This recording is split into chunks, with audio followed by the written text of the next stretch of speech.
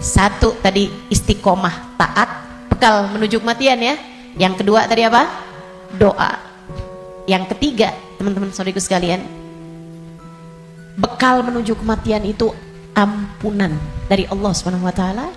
Itu bisa kamu dapat dengan memohon ampunan, beristighfar dan bertaubat, meninggalkan dosa-dosa. Kamu mau berbekal menuju kematianmu, tinggalin dosa. Tinggalin dosa. Tinggalin dosa. Udah deh, ucapkan selamat tinggal buat dosa-dosa. Adik-adik yang sudah umur 20-an tahun, belum datang jodoh, Ustazah saya pacaran ya. Jangan. Kenapa Ustazah? Dosa. Tinggalin dosa. Kamu belum tentu punya waktunya buat taubat. Kamu belum tentu sisa waktumu itu mencukupi untuk kamu bertaubat. Nggak usah deket-deket sama dosa. Ya Ustazah, kalau nggak pacaran kita nggak nikah Ustazah. Siapa bilang? Banyak kok orang-orang nikah nggak pakai pacaran. Dan banyak juga orang pacarannya sama siapa, nikahnya sama siapa. Betul? Betul? Ngapain kamu menghabiskan energi, menghabiskan rasa hanya untuk menjaga jodoh orang?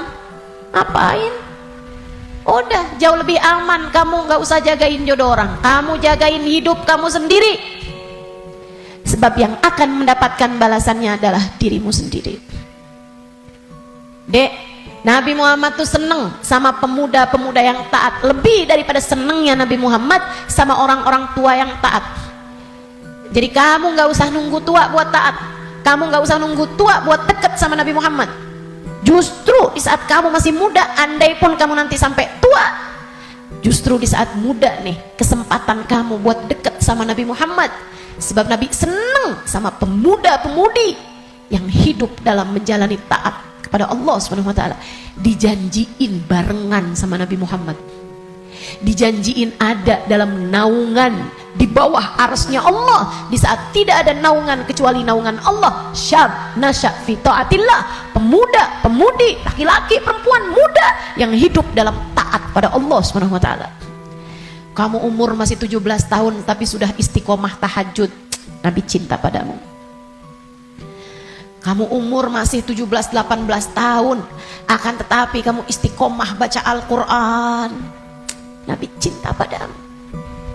Umur masih belasan tahun tapi kamu udah punya zikiran yang kamu istiqomahkan baca, kamu udah punya solawatan yang kamu istiqomahkan baca, kamu bahkan nyaris hafal kitab-kitab maulid yang berisi sejarah hidupnya Nabi Muhammad. Fix kamu pantas dicinta sama Nabi Muhammad.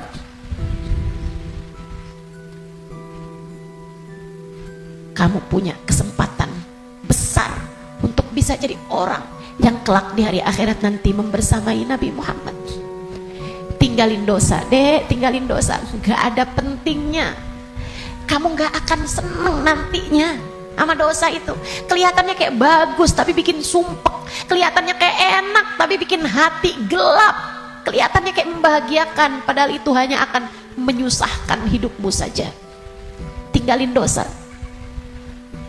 Semua yang ada di sini, yang tua, yang muda, tinggalin dosa, tinggalin dosa. Itu cara kamu biar bisa berbekal menuju kematian yang indah.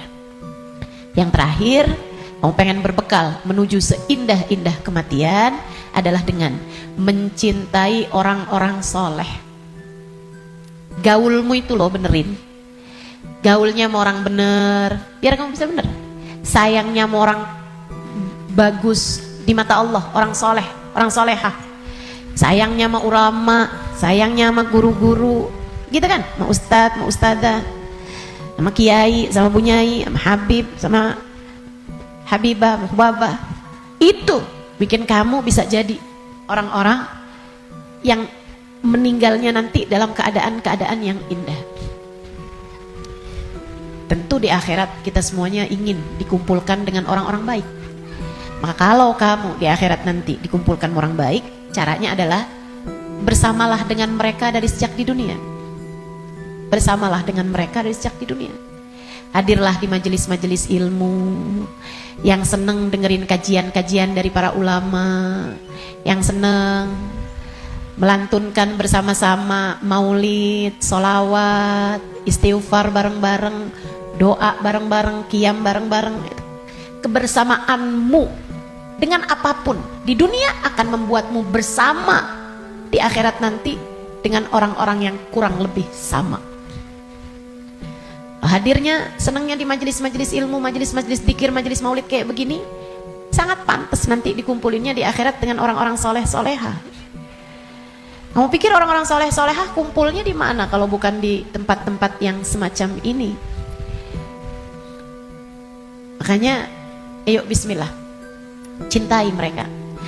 Andai pun kamu nggak lagi bersama dengan mereka, para ulama-ulama, para hamba-hamba Allah soleh-soleha, tetaplah bersama dengan mereka dalam doa. Saat doa, sertakan hamba-hamba Allah yang soleh-soleha. Guru-gurumu doain, ulama-ulama doain, orang-orang tercinta di sisi Allah doain. Ustazah, kan nggak manfaat ya Ustazah, saya ini kan orang punya banyak dosa, ngapain doain guru-guru saya, orang-orang taat semua, ahli-ahli ibadah semua, ngapain saya doain? Saya jauh lebih perlu buat didoain sama mereka daripada saya mendoakan mereka.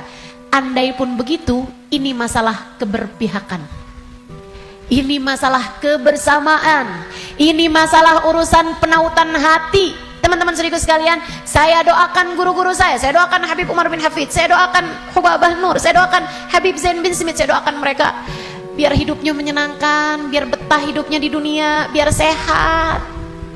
Saya doakan mereka biar semakin dicinta Allah, semakin disayang Allah.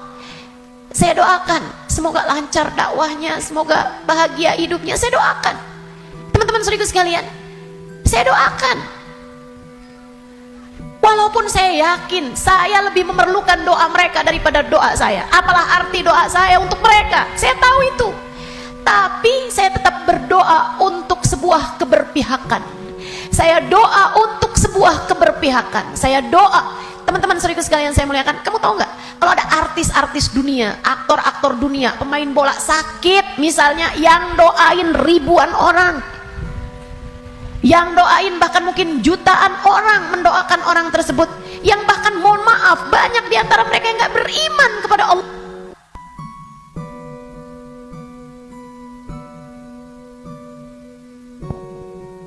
Yang bahkan banyak diantara mereka yang tidak beriman kepada Allah Subhanahu Wa Taala. Kenapa orang-orang mau mendoakan orang tersebut? Itu dia tuh namanya keberpihakan, penautan hati. Kita doain guru-guru kita walaupun kita merasa kita lebih perlu doa mereka daripada doa kita, daripada mereka terhadap doa kita, biar Allah tahu ada orang-orang soleh dalam lisan-lisan kita. Biar Allah tahu ada mencintai para ulama di dalam hati kita. Biar Allah lihat hati kita punya cinta yang besar kepada hamba-hamba yang tercinta di sisi Allah. Pada akhirnya biar Allah tahu kita ada di jalan mereka, kita ada di jalan mereka. Biar semoga di akhirat nanti Allah membersamakan kita bersama dengan mereka. Penting mencintai orang-orang soleh, sebab almar'u ma'aman ahab, seseorang di akhirat nanti hanya akan dikumpulkan dengan orang yang dia cintai.